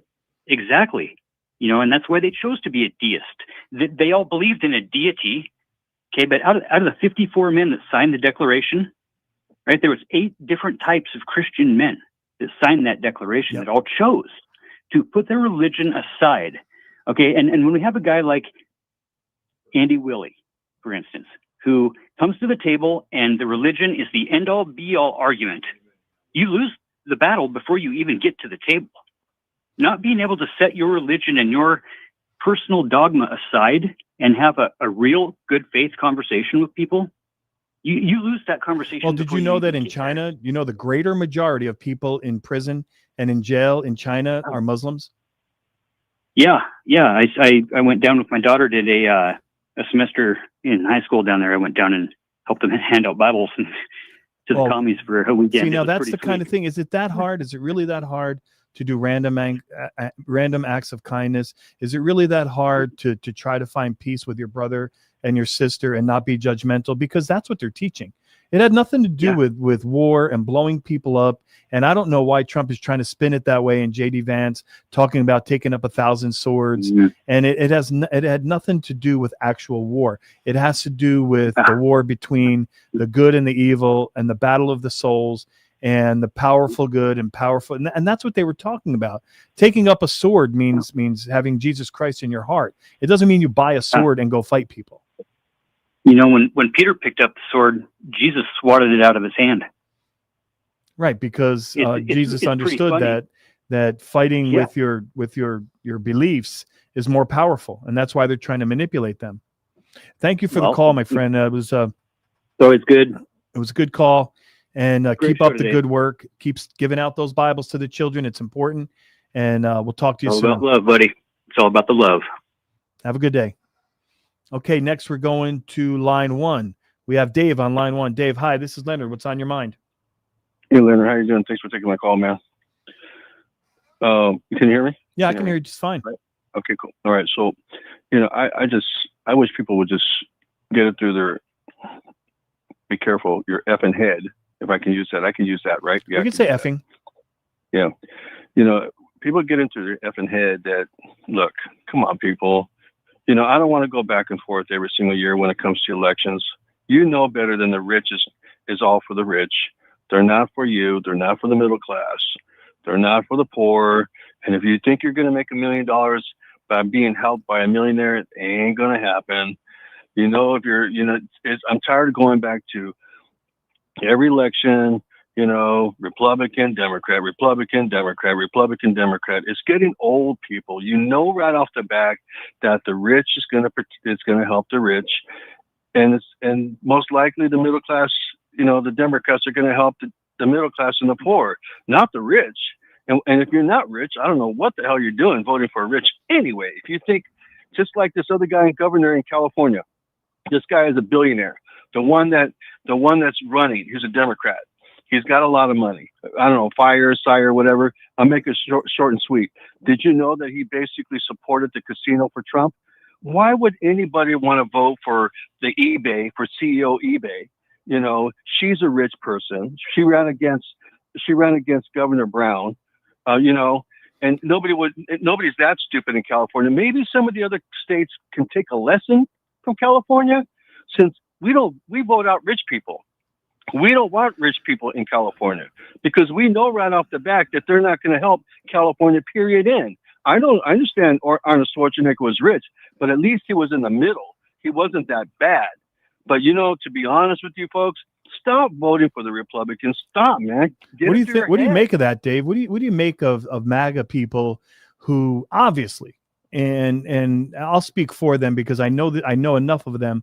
They think that there was something hidden in voting for Trump, that they were going to get something out of it, that they were going to get taken care of more than the other people, more than the DEIs, more than the minorities, more than the people that Trump doesn't like and the cultures that he doesn't like. And 75% of people who are using government programs in America are white people that voted for Trump. What do you make of that? I just don't get it. I'm going to be 62, getting retirement from my Social Security. And I'm just getting to a point. I mean, people don't understand. I mean, people losing their farms, people are losing their cars, people are losing their house, people can't put food on the table. Why is it people don't understand that you keep voting these idiots into office, and they're the Republicans, and they keep taking us to war, taking your taxpayer dollars. They want to go ahead and support Spirit, the airlines. They want to bail them out, but we can't even bail out the people that are here who basically that are on Medi-Cal. We can't bail those out. Oh, and they want to own a piece of Spirit, by the way. Don't forget to add that in. They want to give them $500 million, and then they want to take part of their stock and give it to the government. Can you people realize that your money is being stolen? Your money's being stolen by the rich. And you're giving 500 million people. Can you imagine how much homeless people that that it actually can happen, help in the United States? Can you imagine 500 million can help for people that are on Medicaid to get them back on Medicaid, or food stamps, the people that need food stamps? Really? People, you must be really that stupid to vote. You got to be dumb to vote. And I understand you don't like the Democrats, all because of one thing. Oh, because we're all for abortion. You know something? Get over it, dude. I'd rather let a woman right to choose than have somebody else to be having their food stamps be taken away. They subsidies for their Medi-Cal is being taken away because now it's going to go up to $1,000 rather than $200. People, you got to understand, you're not going to live forever to see what's going to happen on the afterlife when you're dead. This is good. If you stick to your guns and stick to your party and vote for a Democrat and stay Democrat, I'll tell you what's going to happen. We can get rid of the stupid party that are all for the rich and bring in the Democrat, and we can do a lot of things like we do for Canada, like we do for I was going to say, when they say democratic socialist, it's supposed to be like a bad thing. And socialism America could not exist without socialism.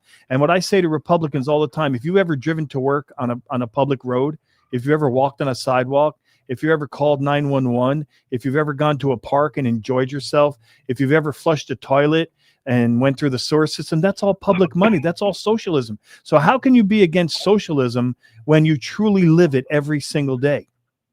Yeah, I get it. I understand people that there's a lot of Democrats that are rich, but the majority of the people that are Republicans are rich. And what they do, I'm not saying that but at least the Democrats, maybe they are rich, but at least they help the people. Have you seen any rich Republican ever help people in the United States when they become into office, whether the Senate or the House? Have you seen any of them do anything for the last 8 years? You're out of your mind, people. They hasn't done damn crap to anybody in the United States. They're taking away everybody's. You wonder. They're stealing money from you, and they're not. Well, they've been indoctrinated. The 32% that Trump continues to hold on to, they've been indoctrinated. Reality and critical thinking and common sense does not mean the same thing to them that it means to you and I. And they're willing to hurt themselves and feel the pain, as they call it, and pay more at the pump and more at the grocery store just because they think Trump is a great guy, and they were sold a bill of goods, and it was just a con. But thank you for the call, Dave. It was a great call. Thanks. A lot of good points. Always great talking to you. Okay, moving on. We're going to line 2, Jeff. Hello, Jeff. It's Leonard. What's on your mind? Yeah, it's interesting the argument here with Trump and his religion, because Trump basically believed in Vincent Norman Peale, who was a prosperity preacher. Mm-hmm. So, he really wasn't, what I would consider, a Christian, really, the fake Christians, right? More of a fake Christian. And with his post here of him, where he says he's a doctor, you've seen that photo, right? I mean, yeah. I can't think of anything more that would be closer to Satan. It was appalling for him to than that. Yeah, it was totally on the other side. Like who would you consider closer to God? Either the Pope or Trump, right? And Trump doesn't preach prosperity. He doesn't talk about, what does he talk about? Regression. He's the opposite of prosperity. He wants to regress. He wants to go back to a time in the 1950s. As far as women, and they stay home and they don't educate, they don't get out in the world. And maybe some people want to go even further back to when slavery was okay. What they want to do is regress. They don't want to progress. That's my opinion. Yeah, and I have my own personal antichrist list. Okay, so number 1, I have Putin. Number 2, I have Xi. Trump has bumped himself up to number 3. And then the following list is all the tech bros. And then, so, I think we're living more in that kind of a world where, anti-Christian values are taking over, and yet they're calling themselves Christian nationalists. Yeah, you're 100% right. Like Viktor Orban, right? Yeah, I'm gonna have to leave it there. Oh, okay. Because the phone lines are full, and I'm running out of time, and I want to try to get in as many people as I can. But thank you for the call. Next, we have who? Brian Shapiro is his name. Hello, Brian. This is Leonard. What's on your mind? Yes, this is Brian Shapiro. What's up, Leonard? How you doing, man? How's it going, man? Boy, we got a lot of good calls today. Good. Well, I have a gift for the PTL listeners. Oh, let's go. Well, we have a couple really big guests on tomorrow. So Andrew Wilson thinks I'm a creep. So we're going to debate on why he thinks I'm a creep and why I think he's a creep. So yes, he will be joining us on the show tomorrow. Oh, you're gonna win that one because he is, in my opinion, and I'll say it, he's a creeper. Yeah. Well, he thinks I have creepy DMs, so I'll defend all my DMs. And then he thinks women that are sexually assaulted, there are some positives to it. He actually said that, so I'm going to debate him on that. Guess who else I have? I have tomorrow a man who used to be a colleague of Savannah Hernandez at InfoWars, who is going to come on the show tomorrow and completely blast her. A guy who used to be friends with her, and used to work with her. So he's coming on the show. And this is coming right from the proverbial horse's mouth. Yeah, exactly. And also the guy who's Sean, who's promoting my debate with Andrew Wilson's wife. I'm doing that one on Tuesday, of course. He's coming on to promote the event as well. So tomorrow's going to be oh my goodness. And a lot of people in the live chat are asking. They can't wait for that debate. They're asking when it is. Yep. It's the 28th, correct? You're talking about Rachel? Yes. Yeah. So it's going to be Tuesday night. The stream is going to be live, and I'll give all the information out tomorrow. If you can't make the debate in person, and my understanding they've sold a lot of tickets, but if you can't make it, it'll also be streaming live for free. So, yep. That is a lot of good stuff. So what's up? What are you doing today? Are you still at on F America? You still with those people? I am about to catch a flight back to Vegas. I just went out I just visited Alcatraz, right? And it's not open. I thought Trump said it was going to be open. It's not open. He did. But you're not flying Spirit Airline, are you, by any chance? No, I'm not. Good thing. There is some unbelievable content that I wasn't able to put up on YouTube yet. We stormed a Turning Point meeting, and I just was blasting. It's I don't want to give too much away, but we have it all on video. It's very entertaining. So you think that might be posted later tonight or tomorrow? Probably 3 or 4 days because it's getting professionally edited. It's going to take a little time, but had about 20 college students from Turning Point, and we just all went in there and some very heated debates. I won't give anything away, but it's very entertaining. So that was last night. So that'll be on my YouTube page, but I'll let you get back at it, Leonard. Thanks for filling in. And tomorrow I'll be back in the saddle. And we have Brian Shapiro versus Andrew Wilson to look I can't forward wait. to tomorrow. I'll be listening. So. And thanks for letting me sit in, Brian, and have a safe flight. See you soon. Thank you, Leonard. You're doing a great job. And to Ryan as well. You guys are doing great. See you guys tomorrow. All right. Thanks. There, Brian Shapiro, the host of this show, flying home. Hopefully he has a safe flight. Next, we have line 2. We got Jason. Hello, Jason. How's it going, brother? This is Leonard. And see, this is the reason why I never will call myself a Christian. First of all, people know the origin. Christian was a mockery word that the Romans used to call anybody that believed in Christ. That's number one. Number two, this is the reason why I don't call myself a Christian. Because of Trump, Mike Johnson, all the evangelicals, everybody that say they believe in the Bible, but they really don't know the Bible at all. That's why I call myself a disciple of Christ. Because I try to be like Jesus. I try to do everything that he teaches.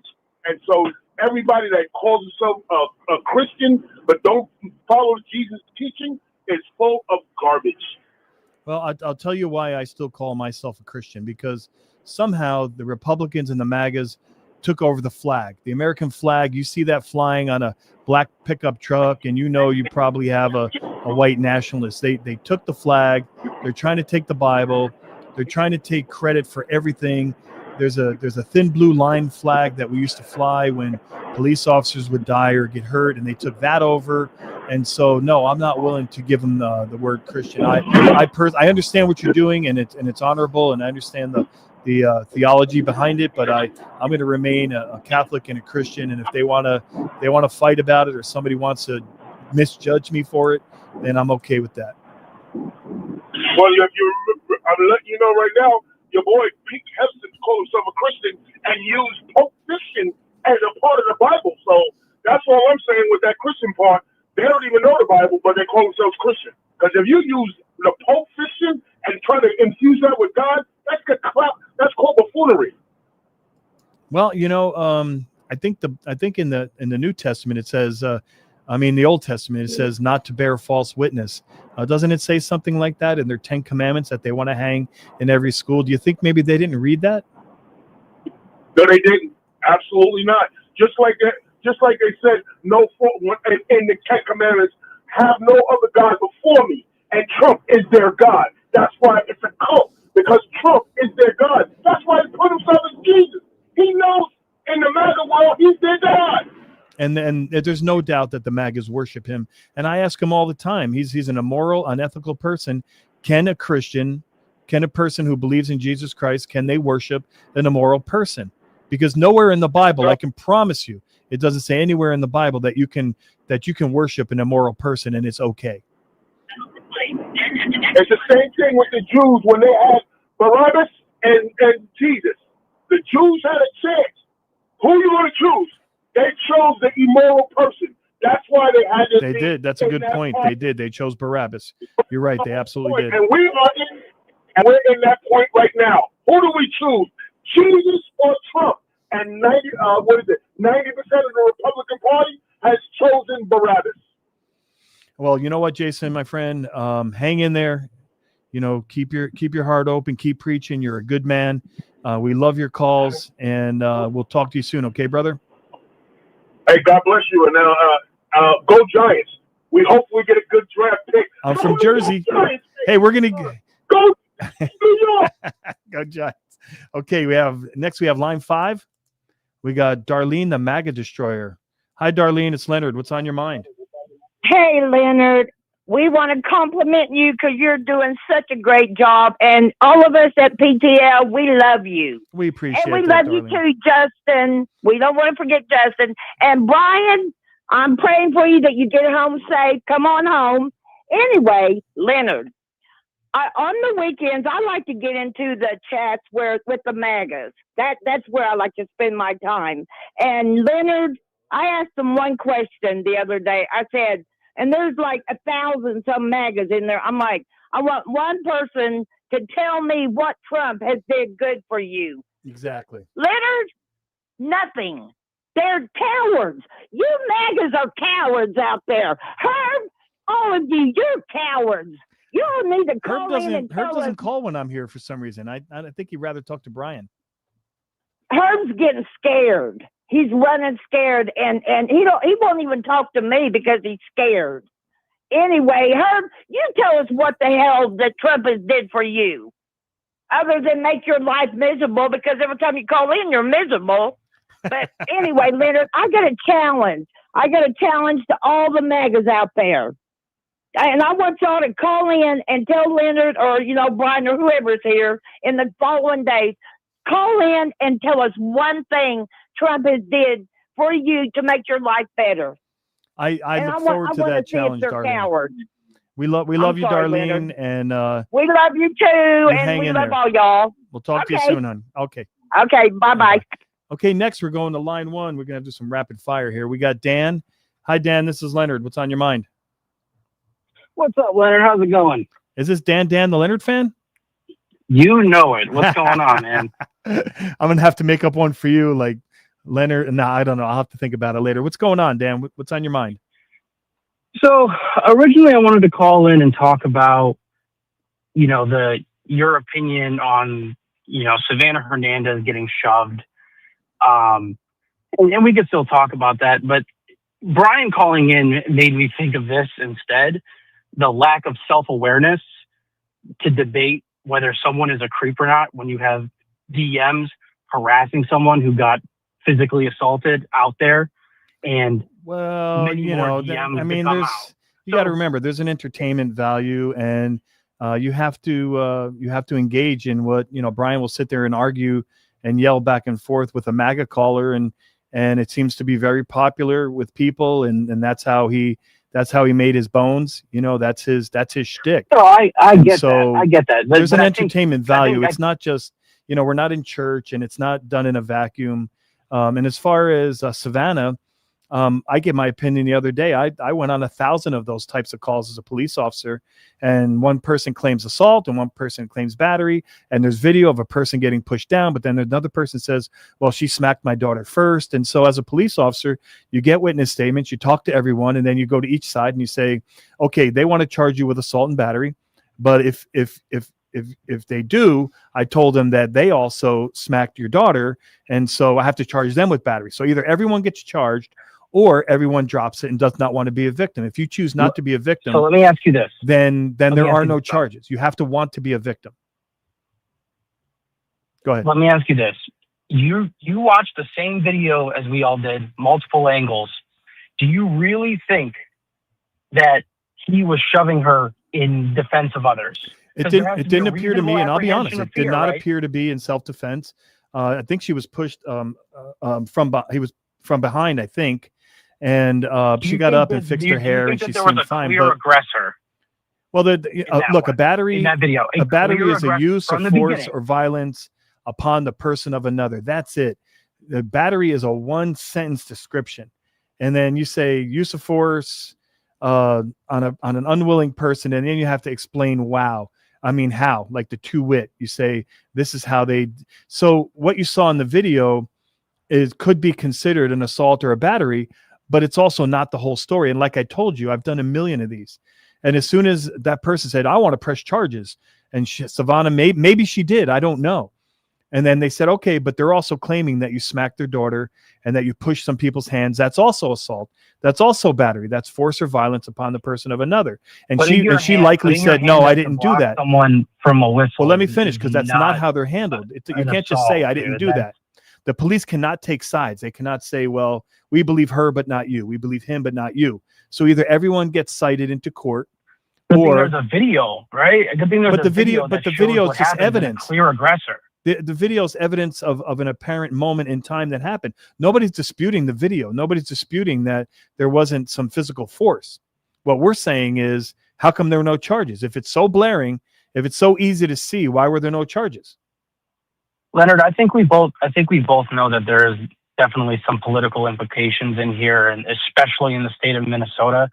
And I think that's why we know why there aren't charges. To be a And I think victim, it's not Dan, gonna be outside- just so you know, I think from a it's law not gonna enforcement be outside of perspective, the realm of possibility if the feds go after it because the state won't act, right? just so you know, if you do not wish to be a victim, you're not. If I show up on a call and a house is burglarized, and I ask them if they want a report taken, and they say, no, I don't really care, I'll just let it go. You have to want to be a victim in order for charges to be filed. Now, in a domestic battery, that's different. If a domestic battery, if a man or a woman says they don't want to press charges, it doesn't matter, because on a domestic battery, the state presses the charges. But on a simple battery, on a misdemeanor battery, the person has to want to be the victim. So there's a clear distinction. And the fact that there were no charges kind of says that they probably didn't want to file charges.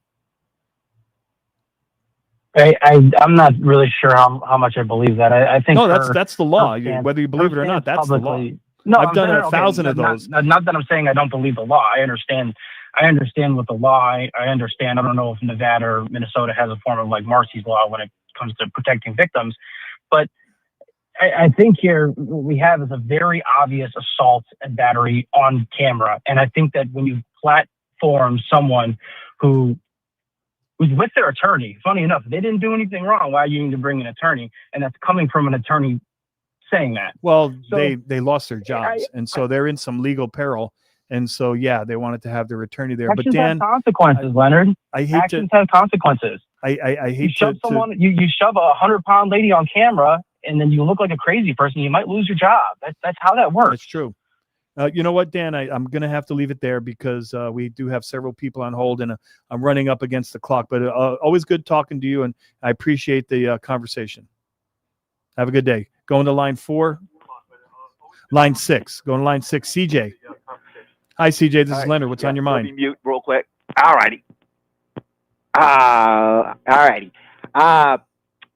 Many times, Christian nationalists, dating back to 1863, actually there have been they've been around before. But in 1863, they tried to amend the preamble of the Constitution. And you can read about this at Wikipedia, Christian Amendment. And I encourage everyone to read it. I'm not going to go into all the details because it's limited time, but they've tried like 18 times. Okay, well, how did they try to amendment so the listeners know what you're talking about? Well, I'll give you one example of one of the ones they submitted. We, the people of the United States, humbly acknowledging Almighty God as the source of all authority and power in civil government, the Lord Jesus Christ is the governor among the nations, and his revealed will as our supreme authority in order to constitute a Christian government to form a more perfect union, blah, blah, blah, the rest of it. Right, but that wouldn't be, but to have that amendment added would be un-American, right? Well, not just that. I mean, the point that I'm getting at is that they recognized that the fact that the preamble of the Constitution says, we the people, blah, blah, blah, do ordain and establish, not God, not Jesus, we the people, they understood that as being against their beliefs, their religious beliefs, against the idea of the USA being established as a Christian nation. Well, without which you would not have no First Amendment. The First Amendment says that you can believe whatever you want. And of course, then you have Article 6, which is the last article that has legal power, because Article 7 is only how many states are needed to ratify, and after that is only dates and signatures. So the last legally active text in the Constitution, the middle, paragraph 2 is the Supremacy Clause, which says this Constitution and the laws of the United States which shall be passed in pursuance thereof, and all treaties made which shall be made under the authority of the United States shall be the supreme law of the land. What's missing from there? The Bible, the Ten Commandments, whatever, Bible law, any religious law. Not listed in there. So then Donald Trump's not allowed. The Constitution. That basically says that Donald Trump is not allowed to violate the Constitution. Does that not say that? Well, yeah. I'm trying to make a further point with this. That's followed by paragraph 3, which says you have to swear an oath. If you're going to be any office holder at federal or state level, you have to swear an oath to support this Constitution. That means all of it, including the immediately preceding Supremacy Clause, the preamble, all of that, and of course the First Amendment. I hadn't even gotten to that, but everybody knows about that. I'm saying that even before the First Amendment, the Constitution has separation of church and state. And it ends, and this is the last text in the Constitution with legal power, but no religious test shall ever be required for any office or public trust under the United States. Right, and there's a reason for that, is there not? Separation of church and state, very clearly Yes, because they clearly did not want religion to guide the laws of the United States. They didn't want the regime, as it is in Iran, to take context out of the Quran and say this is our law of the land. Right. Right. Any religion. They knew enough. Our forefathers knew enough to. And by the way, that is a very good. You must be a constitutional scholar, because that is a very good assessment of what it actually says. Not an actual scholar, but I have read the thing. Well, you know it well, and I wish more people would know it well, because the Constitution is almost the opposite of what the presidential regime in America is doing right now. And in 2008, let me get to this real quick. The governor of Alaska at the time, the father of the current governor of Alaska, a man named Mike Huckabee, he threw his hat into the ring for president for the GOP nomination. He didn't win the nomination, but he came pretty close. And he held a campaign event in which he said, I have opponents in this race who do not want to change the Constitution, but I think who do not want to amend the Constitution, but I think it'd be easier to change the Constitution than it would be to change the word of the living God. And that's what we have to do, is change the Constitution. Yeah, well, Mike Huckabee is in the Constitution so that it's in line with God's word. Yeah, Mike Huckabee is hustling vitamins on TV now, so that's where he ended up. Yeah, that is true. But my point being is that they're still trying. 20 seconds. Like a school course, a homeschooling course called Bible Law versus the United States Constitution, which argues that the whole Constitution is against God.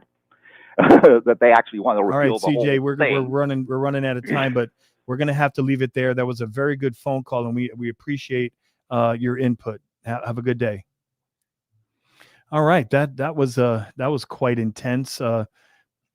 People who are still on hold, please call back. I don't know if they're taking calls tomorrow because Brian has a very full show, but starting on Monday, I'm sure they'll be taking calls again, and Ryan Shead will be filling in, and I'm sure he'll be taking calls. So if you were left on hold today, please call back.